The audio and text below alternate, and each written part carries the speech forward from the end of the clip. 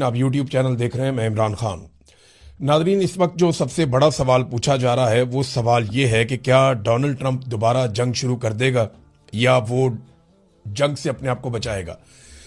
इसमें दो तरह की राय है। ज़्यादा लोगों का ये मानना है कि Donald Trump full fledge war में दोबारा नहीं जाएगा। उसकी वजह यह है कि डोनाल्ड ट्रंप को जंग के लिए जिस तरह की सपोर्ट चाहिए वो डोनाल्ड ट्रंप को अपने इत्तेहादियों की जानिब से या दुनिया की जानिब से या वो ममालिक जो पहले अमेरिका के साथ मिलकर जंग में जाते थे उनकी जानिब से वो सपोर्ट मिली नहीं है। इस पे एक बड़ा ज़बरदस्त आर्टिकल द इकोनॉमिस्ट ने भी लिखा है कि ट्रंप दोबारा जंग की तरफ नहीं जाएंगे। वो समझ चुके हैं कि उन्हें ये जंग शुरू ही नहीं करनी चाहिए थी। सारे एक्सपर्ट ये कह रहे हैं कि जंग में कम से कम किसी एक की शिकस्त होती है। अगर ईरान में जारी जंग में सीज फायर से जंग का खात्मा हुआ तो सबसे बड़ी शिकस्त खाने वाले अमरीकी सदर डोनाल्ड ट्रंप होंगे, ये इकोनॉमिस्ट ने कहा। उनके मुताबिक ईरान के खिलाफ इस जंग ने अमरीकी ताकत को चलाने के नए तरीके के लिए सदर ट्रंप के विजन की कमजोरी को जाहिर किया है। ट्रंप दोबारा जंग की तरफ नहीं जाएंगे। अब वो समझ चुके हैं कि उन्हें यह जंग शुरू ही नहीं करनी चाहिए थी। अमरीकी सदर के ईरान को तबाह करने की धमकियों से भरपूर इश्तियाल अंगेज बयानात अब इस तरह लगते हैं जैसे वो अपनी पसपाई को मजबूत जाहिर करने की कोशिश कर रहे हो। यानी वो हार गया है। एक हारे हुए आदमी की जबान लगती है। डोनाल्ड ट्रंप कभी गाली देते हैं, कभी धमकी देते हैं, कभी कुछ और कहते हैं। तो इन चीज़ों पे द इकोनॉमिस्ट ने कहा कि ट्रंप जानते हैं कि नई जंग मंडियों में खौफ व हरास पैदा करेगी और सुनहरी दौर के दावे के बाद वो खुद को मजायका खेज बना सकते हैं। हालात दुनिया के खराब होंगे, ट्रंप की मकबूलियत खराब हो जाएगी। ट्रंप के तीन बड़े मकासद मशरिक़ वस्ता को ज्यादा महफूज और खुशहाल बनाना, ईरानी हुकूमत का खात्मा करना और ईरान को मुस्तकिल तौर पर जोहरी ताकत बनने से रोकना बड़ी हद तक पूरे ही नहीं हो सके। यानी जो कुछ डोनाल्ड ट्रंप इस जंग के पीछे चाहता था उसमें से डोनाल्ड ट्रंप कुछ भी नहीं कर पाया।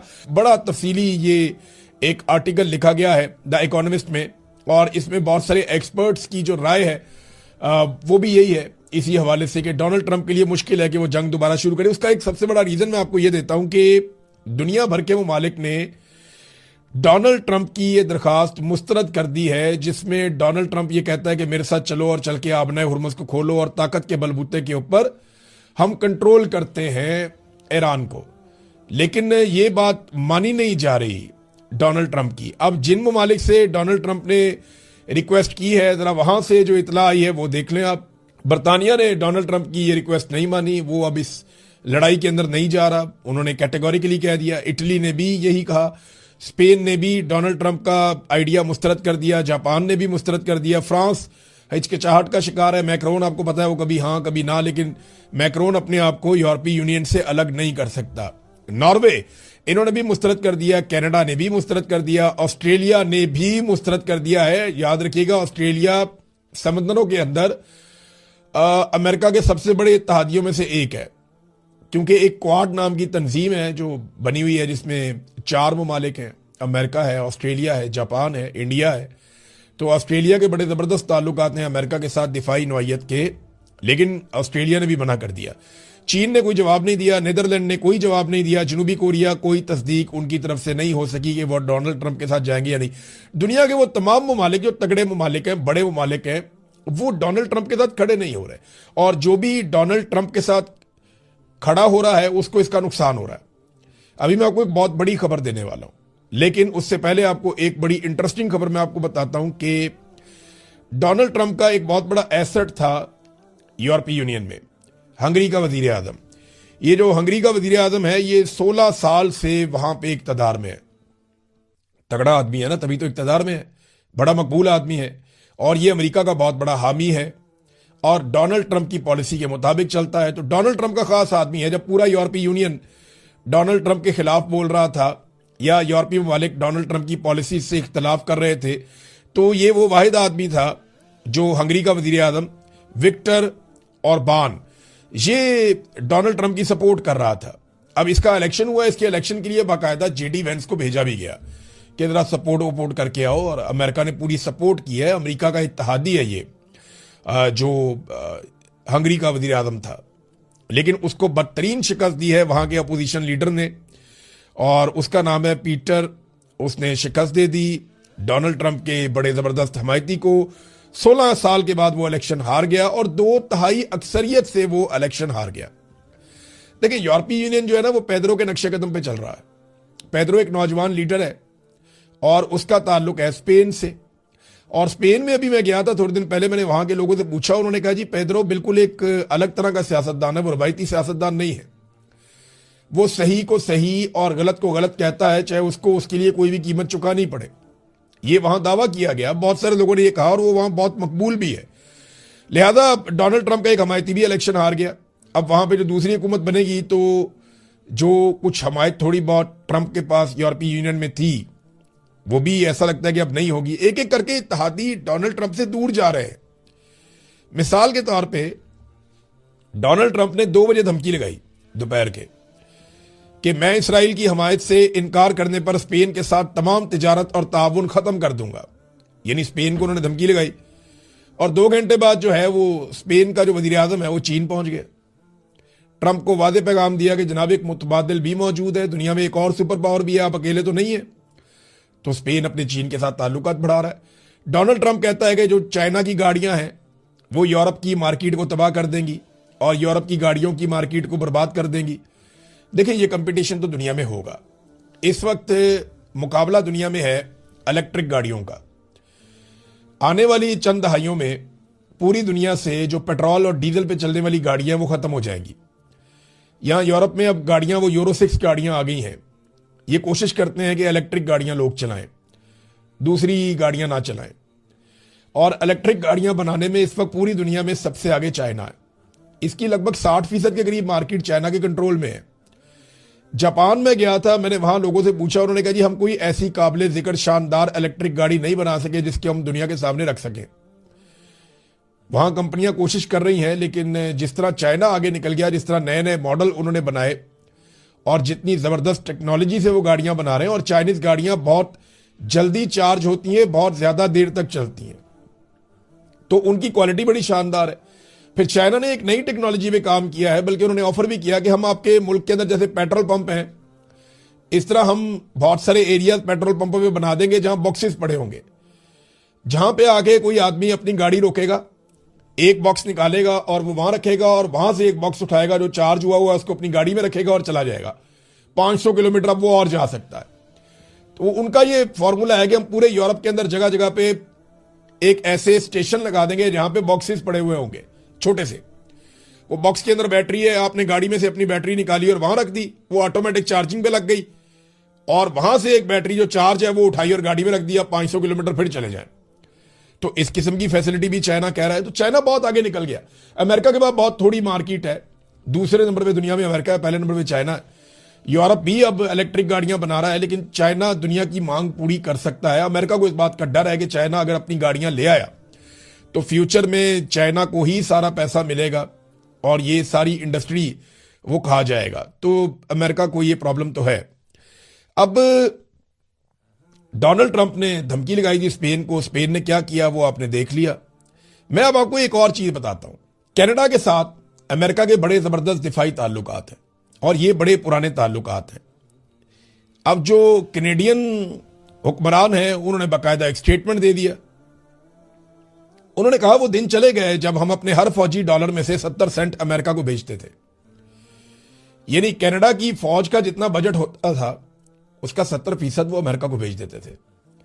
यानी हर फौजी डॉलर, यानी फौज का डॉलर वही है ना जो फौज के लिए मुख्तस हो जाता था कि जनाब इससे फौज की चीजें लेनी है। तो वो कहते हैं फौज के लिए जो पैसा हम खर्च करते थे उसमें हर डॉलर में से 70% या 70 सेंट हम अमेरिका को भेजते थे। एक वो भी दौर था, अब वो दौर खत्म हो गया। मुमालिक आहिस्ता आहिस्ता अपने आप को खुद मुख्तार कर रहे हैं। उन्हें समझ आ गई है कि अगर ईरान जैसा मुल्क इतनी कमजोरियों के बावजूद, 3 दहाइयों की पाबंदियों के बावजूद दुनिया की सुपर पावर कहलाने वाली स्टेट के सामने खड़ा हो सकता है और अपना मुकाबला कर सकता है, तो यूरोपीय तो बहुत अमीर है, उनके पास तो बहुत वसाइल हैं, वो तो दुनिया को हथियार भी बेचते हैं, तो वो क्यों अपना दिफा अमेरिका के बगैर नहीं कर सकते? ये सवाल उनके दिमाग में है और जायज है, बात ठीक है। देखिए, अब जो लड़ाई है वो एयर डिफेंस सिस्टम की है, वो ड्रोन्स की है और मिसाइलों की है। मुझे ऐसा लगता है कि कुछ सालों के बाद शायद जो एयरफोर्स है उसकी भी वो अहमियत ना रहे, क्योंकि पायलट्स का काम खत्म हो जाएगा। इस किस्म के जो वो ड्रोन्स आ जाएंगे कि आप जमीन पे बैठ के बहुत सारे ड्रोन्स को कंट्रोल कर सकेंगे, वो ऑटो के ऊपर जाके अपने टारगेट्स को हिट करेंगे। तो पायलट्स का काम भी उस तरह नहीं रहेगा, बहुत जल्दी नहीं होगा, लेकिन बहुत टाइम लगेगा इन चीज़ों। जैसे टैंक का काम खत्म हो गया, टैंक चलाने वाले जो लोग होते थे उनका कोई काम नहीं रहा, टैंक ऑब्सलीट हो गया। अब जिसके बाद भी टैंक होगा वो समझ लें आप चलता फिरता ताबूत है, एक ड्रोन आएगा और जितने मर्जी टैंक है उनको तबाह कर देगा। लिहाजा इसी तरह आने वाले दिनों में जो पायलट हैं, जीडी पायलट्स, उनका काम भी मेरे ख्याल में किसी और तरफ चला जाएगा। अब तो आपको इंजीनियर्स चाहिए होंगे, साइंटिस्ट चाहिए होंगे जो नए से नए हथियार बनाए और सस्ते और बेहतरीन हथियार तैयार करते चले जाएं। नाज़रीन, मुज़ाकरात कामयाब क्यों नहीं हुए, अब इसकी तरफ आते हैं। ये सबसे इंपॉर्टेंट एक चीज है। इसमें हम देखते हैं सबसे पहले जो ईरान का स्टेटमेंट है वजीर खारजा का। उन्होंने कहा जी कि हम नेक नियति के साथ जंग के खात्मे के लिए इस्लामाबाद मुआहदे पर दस्तखत करने के इंतहाई करीब पहुंच गए थे कि ऐसे में अमेरिका की जानिब से इंतहाई सख्त मुतालबात एकदम पेश कर दिए गए। यानी अमेरिका माजी के तजर्बात से कुछ भी सीखने को तैयार नहीं है। मामला सादा सा है, नेक नियति या दुश्मनी, हम दोनों के लिए तैयार हैं। ईरानी वजीर खारजा ने कहा कि आप दुश्मनी करना चाहते हैं, लड़ाई करना चाहते हैं, हम राजी हैं। आप नेक नियति से मुज़ाकरात करना चाहते हैं तो हम उसके लिए भी राजी हैं। और मुज़ाकरात में वो कहते हैं जी हम बहुत करीब पहुंच गए थे। देखिए, मैं एक बात जानता हूं, डोनाल्ड ट्रंप को आप जरा थोड़ा समझें। अगर डोनाल्ड ट्रंप ने मुज़ाकरात कामयाब करवाने होते तो वो उसका क्रेडिट खुद लेता, किसी और को ना देता। हत्ता कि वो अपने नायब सदर जेडी वेंस को भी इसका क्रेडिट कभी ना देता। डोनाल्ड ट्रंप को क्रेडिट लेने का शौक है। उसने अपने मुंह से कहा कि उसको अपनी तारीफ करवाना बहुत पसंद है। वो नालायकों के आसपास रहता है ताकि उसकी तारीफ होती रहे। जेडी वेंस के पास मौका जरूर था, लेकिन जेडी वेंस के पास इख्तियारात नहीं थे। अमरीकी नायब सदर जो पाकिस्तान आए, उनके इख्तियारात इतने ही थे कि उन्होंने लगभग 1 दर्जन मरतबा डोनाल्ड ट्रंप से रब्ता किया, नेतन्याहू से भी रब्ता किया, और जब उन्हें कहा गया तो वो मुज़ाकरात बीच में छोड़कर वापस चले गए एक ऑफर देकर। तो जेडी वेंस के बारे में लोग कहते हैं कि ये जो कैनेडी था अमरीकी सदर, ये उसकी तरह लगता है और उसकी तरह बोलता चालता, उसकी तरह बॉडी लैंग्वेज है, चलता भी है, तो ये बहुत बड़ा लीडर बनेगा, लोग ये कहते थे। लेकिन उसने ये मौका जाया किया और ऐसा दिखाई दिया कि उसके पास कोई इख्तियार नहीं था। डोनाल्ड ट्रंप ने पहले कहा भी था कि अगर मुज़ाकरात कामयाब होंगे तो क्रेडिट मैं लूंगा, अगर नाकाम होंगे तो मैं जेडी वेंस पे डाल दूंगा। लोग इस बात पे हंसे थे, लेकिन मैंने इस बात को सीरियस लिया था कि एक्चुअली डोनाल्ड ट्रंप ऐसा ही है, वो यही करेगा। तो ट्रंप को यह पता था कि अगर मुज़ाकरात देखें वाकई उन्होंने कामयाब करने होते तो ट्रंप खुद आता या खुद किसी जगह पे ऐसी जगह मुज़ाकरात करता जहां वो शामिल होता या अपनी इन्वॉल्वमेंट रखता। तो वो नहीं किया डोनाल्ड ट्रंप ने, अपनी टीम भेजी और मुज़ाकरात जो है वो नाकाम हो गए, और डोनाल्ड ट्रंप ने तो पहले ही अनाउंस कर दिया था। अब एक चीज और है, ट्रंप ने एक बात का एतराफ किया है जो मैंने आपको अपने पिछले वीलॉग में बताया था। डोनाल्ड ट्रंप ने कहा कि हमारा जो मुकाबला हुआ है वो बड़े शानदार लोगों के साथ हुआ है। मैंने आपसे कहा था ना कि ये तो चारों पीएचडी थे जो ईरान वाले थे, डॉक्टरेट, शानदार लोग, पढ़े लिखे लोग। और अमेरिका के वफ्द के अंदर लोग जो हैं वो ताल्लुकातदारी के ऊपर, सियासी नौयत के ऊपर, और वो और तरह के लोग थे, पॉपुलर लोग थे। लेकिन ये लोग बहुत टेक्निकल लोग थे जो ईरान की तरफ से आए थे, तो मुकाबला नहीं था ज़हनी सलाहियतों का। इस बात का एतराफ डोनाल्ड ट्रंप ने भी किया। डोनाल्ड ट्रंप ने कहा जिन अफराद से कल हमारी मुलाकात हुई, सच कहूं तो वो बहुत ज़हीन, बहुत तेज नजर और बहुत आला किस्म के लोग हैं। फिर वो ये कहता रहा कि हमने उनको बहुत नुकसान पहुंचाया, हमने उनको जंग हरा दिया, ये वो तो डोनाल्ड ट्रंप कहता है, हमेशा से कहता है। लेकिन डोनाल्ड ट्रंप ने इस बात का एतराफ किया कि ये बड़े ज़हीन लोग हैं। लेकिन डोनाल्ड ट्रंप क्या उतना ज़हीन है? क्योंकि अब जो काम डोनाल्ड ट्रंप करने जा रहा है ना, ये अजीबोगरीब काम है, इससे पहले हमने इसको ऐसे सुना नहीं है। डोनाल्ड ट्रंप ने यह ऐलान कर दिया कि वो आबना हुर्मुज़ की नाकाबंदी कर देगा। यानी एक अजीबोगरीब चीज है। ईरान ने आबना हुर्मुज़ को बंद किया हुआ है, डोनाल्ड ट्रंप कहते हैं हम बाहर से बंद कर देंगे। ईरान अगर अंदर से बंद करेगा तो जिस जहाज को ईरान छोड़ेगा हम उस जहाज को नहीं जाने देंगे। ये बाहर से नाकाबंदी। हम बचपन में ना एक लतीफा सुनते थे और उसमें वो एक नसीहत की तरह का लतीफा था कि अगर कोई अंदर से कुंडी लगा ले और दरवाजा बंद कर ले तो फिर आप बाहर से कुंडी लगा लें, क्योंकि हर दरवाजे में दोनों तरफ कुंडी होती है। तो दरवाजा खोलने की बजाय बाहर से कुंडी। डोनाल्ड ट्रंप ने वो बचकाना हरकत की है। ईरान पहले ही आपने हुर्मुज़ को बंद करके कंट्रोल करके बैठा हुआ है। अब अमेरिका जो है वो ईरान के खिलाफ एक महाज खोल रहा है कि जनाब देखिए ये दुनिया को नहीं चलने दे रहा, देखो ये दुनिया को तेल ले जाने नहीं दे रहा। अब साथ में डोनाल्ड ट्रंप ने कह दिया जनाब जिनको ये तेल ले जाने देगा उनको हम रोक लेंगे। तो अब डोनाल्ड ट्रंप खुद भी उसी सफ में आ गया, अमेरिका को वहीं पे ले आया कि अगर ईरान तेल नहीं जाने दे रहा तो जो वो जाने दे रहा है उसको अमेरिका रोक रहा है। ये तो अमेरिका अपनी मुखालफत के अंदर इजाफा करवा लेगा दुनिया में और कुछ नहीं करेगा। अमरीकी सदर ने कहा कि अमेरिका जल्द ही उन तमाम जहाजों की नाकाबंदी शुरू कर देगा जो आपने हुर्मुज़ में दाखिल होने या वहां से निकलने की कोशिश करेंगे, और वो काम आज से वो करेंगे। हालांकि ये जंगबंदी का टाइम है, लेकिन अमेरिका ने अनाउंस कर दिया कि आज से वो ऐसा ही करेगा। इस पे ईरान के जो स्पीकर है कालीबाफ, उन्होंने एक बयान दिया। उन्होंने कहा अमेरिका को फैसला करना होगा कि क्या वो ईरान का एतमाद हासिल करने के लिए तैयार है या नहीं। ट्रंप की हालिया धमकियों का ईरानी कौम पर कोई असर नहीं होगा, हम ये साबित कर चुके हैं। हमारी बातचीत बहुत शदीद, संजीदा और मुश्किल थी। हमने मजबूत तजावीज़ पेश की जो नेक नियति जाहिर करती हैं और पेशरफ्त का बायस बनेगी। हम अमेरिका पर एतमाद नहीं करते, उन्हें हमारा एतमाद हासिल करना होगा, जो उनके माजी के इक़दाम की वजह से बहुत मुश्किल है। ईरानी कौम अपने रास्ते पर आगे बढ़ रही है और अपनी सलाहियतों पर इंसार कर रही है। हमारा वफद मुत्तहद, संजीदा और ईरान के हकूक़ के दिफा में तख्लीकी था। उनकी धमकियों का कोई असर नहीं। ये सिर्फ नारा नहीं, दुनिया ने उसे देख लिया है। अगर अमेरिका रास्ता चाहता है तो उसे ईरानी कौम का एतमाद हासिल करना होगा। अगर आप लड़ेंगे तो हम भी लड़ेंगे, और अगर आप मंतक के साथ आएंगे तो हम भी मंतक के साथ, दलील के साथ उसका जवाब देंगे। तो ये कालीबाफ ने कहा डोनाल्ड ट्रंप की धमकी के बाद। ये अजीबोगरीब धमकी है, लेकिन इस धमकी में भी डोनाल्ड ट्रंप को वो सपोर्ट हासिल नहीं है। देखिए, पहले डोनाल्ड ट्रंप ने दावा किया कि इस वक्त आपने हुर्मुज़ में अमरीकी फोर्सेस के जो जहाज हैं वो बारूदी सुरंगों को साफ कर रहे हैं, लेकिन उसके बाद ईरान ने कहा जी हमने तो उनको यहां पे आने नहीं दिया, बल्कि जो आ रहे थे उनको हमने यहां से भगा दिया कि चले जाओ यहां से। और अब डोनाल्ड ट्रंप कह रहा है कि हम दूर खड़े होकर, काफी दूर जाकर ईरानी मिसाइलों की हद से बाहर निकलकर जो जहाज ईरान छोड़ेगा हम उनका रास्ता रोकेंगे और उन्हें वहां से नहीं जाने देंगे। अब यह प्रॉब्लम पाकिस्तान के लिए भी होगा, यह प्रॉब्लम इंडिया के लिए भी होगा। क्या अमेरिका में इतनी कैपेसिटी है कि वो चाइना के जहाज को रोके? मैं सादा सवाल कर रहा हूं। रशिया ने अभी कोलंबिया को तेल से भरा हुआ कंटेनर पहुंचाया और दूसरा भी वो पहुंचा रहे हैं कोलंबिया को। अमेरिका उनकी नाकाबंदी करता है। रूस का जो ऑयल टैंकर है उसको तो रोक नहीं सका अमेरिका।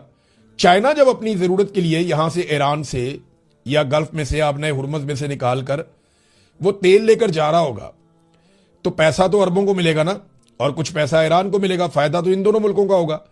तो जब अमेरिका बाहर उनकी नाकाबंदी करेगा तो फिर अमेरिका के खिलाफ कौन होगा? चाइना, अरब या ईरान? ये डोनाल्ड ट्रंप की हिकमत अमली मुझे समझ नहीं आई। मुझे ऐसा लगता है कि ये वाला जो काम डोनाल्ड ट्रंप ने किया है, इससे भी मिलाकर डोनाल्ड ट्रंप को पीछे हटना पड़ेगा, क्योंकि इनके पास और कोई रास्ता नहीं है। डोनाल्ड ट्रंप ने बिल्कुल वही काम किया जैसा काम वियतनाम की लड़ाई के बीच में एक अमेरिकी लेफ्टिनेंट कैलियन था, उसने एक बयान दिया था। उसने कहा था कि हमें वियतनाम का एक गांव है, इसको बचाने के लिए ना इस गांव को तबाह करना पड़ेगा। ये इस तरह का डोनाल्ड ट्रंप ने काम किया है। वो भी तारीख के अंदर लिखा गया, लोग याद रखेंगे। अगर डोनाल्ड ट्रंप ने यह कारनामा कर दिया कि आपने हुर्मुज़ को खुलवाने के लिए हमने समुद्री रास्ते बंद कर दिए थे, तो ये भी लोग याद रखेंगे क्योंकि ये अजीबोगरीब काम किया। इससे अमेरिका की मुखालफत में इजाफा होगा।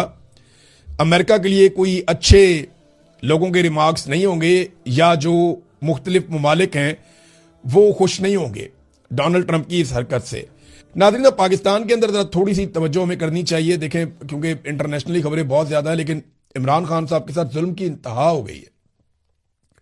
ये कैसे हो सकता है कि एक साबिक वजीर आजम की मुलाकातें ही बंद कर दी जाएं, उसे कैद तन्हाई में डाल दिया जाए? ना वकील मिलते हैं, ना फैमिली मिलती है, ना डॉक्टर मिलते हैं, ना वो अपनी पॉलिटिकल पार्टी के लीडर से मिल सकता है। ये क्या बकवास है भाई? मुल्क को बनाना रिपब्लिक बना के रख दिया है।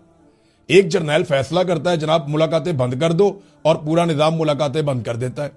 ये कोई तरीका है? कोई इंसानियत है? अब उठा के किसी जर्नैल को अगर डाल दें इस तरह, आसिम मुनीर साहब को सोचें एक लम्हे के लिए कि आसिम मुनीर साहब को उठा के जेल में डाल दिया जाए और उनकी मुलाकातें उनके बीवी बच्चों से, खानदान से, रिश्तेदारों से, वकीलों से सबसे बंद कर दी जाए, और वो पड़े रहें जेल के अंदर। इमरान खान को तो पीछे से लोग आवाजें देते हैं, लोग निकलते हैं उसके लिए दुआएं करते हैं, तो आसिम मुनीर साहब के लिए तो आवाज भी नहीं उठनी। तो वो ये बात सोचें कि अगर ये उनके साथ हो तो क्या होगा। और वो इतना बड़ा लीडर है, पूरी दुनिया में उसका नाम है, उसके साथ हरकतें क्या कर रहे हैं ये। उसकी आंख की बिनाई जाया हो रही है हुकूमती रिपोर्टों के मुताबिक, फिर भी बाज नहीं आ रहे। अब इमरान खान के बेटों ने यूएन को लिखा है, उम्मीद करते हैं कि इंटरनेशनली आवाज उठेगी, इमरान खान साहब की मुलाकातें खोली जाए कि उनके ऊपर जुल्म और बर्बरियत बंद की जाए। पूरी दुनिया में इनको चौधरी बनने का शौक है, पाकिस्तान के अंदर तो इंसाफ होने दें यार। आप पाकिस्तान में इंसाफ होगा तो आप बाहर इंसाफ कर पाएंगे ना। आप बाहर जितने मर्जी चौधरी बन जाएं, जितने मर्जी आप बाहर जो है वो अपना नाम बना लें, जितने मर्जी आप लोगों के चाहे जूते पॉलिश करें, चाहे उनके साथ यारियां डालें, चाहे जो मर्जी करें, उनको सलूटें करें, आप उनके लिए तोहफे लेके जाएं, जो मर्जी करें आप, जब तक आपका हाउस एंड ऑर्डर नहीं होगा, जब तक आप अपने घर के अंदर इंसाफ की फराहमी नहीं करेंगे, तब तक आपको कुछ नहीं मिलना। आपका मुल्क एक कदम आगे नहीं बढ़ सकता। एजाज चौधरी साहब की हालत देख लें। सेनेटर एजाज चौधरी, निजाम किस बात का बदला ले रहा है उनसे कि वो गैर आईनी और गैर कानूनी बात नहीं मान रहा मिलिट्री एस्टेब्लिशमेंट की। मिलिट्री एस्टेब्लिशमेंट ने उनसे जो डिमांड किए हैं वो गैर आईनी है, गैर कानूनी है, और एजाज चौधरी साहब ने वो गैर आईनी और गैर कानूनी बातें मानने से इनकार कर दिया। अब वो जिंदगी और मौत की कश्मकश में, बुरी हालत है उनकी। तो किस बात का आप इंतजार कर रहे हैं? उन्हें इलाज नहीं करवाने दिया, इतने दिनों तक उनकी हालत बिगड़ गई। ये रजीम इस वक्त पाकिस्तान के अंदर देखें, ये जो फील्ड मार्शल आसिम मुनीर साहब का बनाया हुआ रजीम है ना, यह जो निजाम है, इसमें इंसानियत खत्म होती चली जा रही है।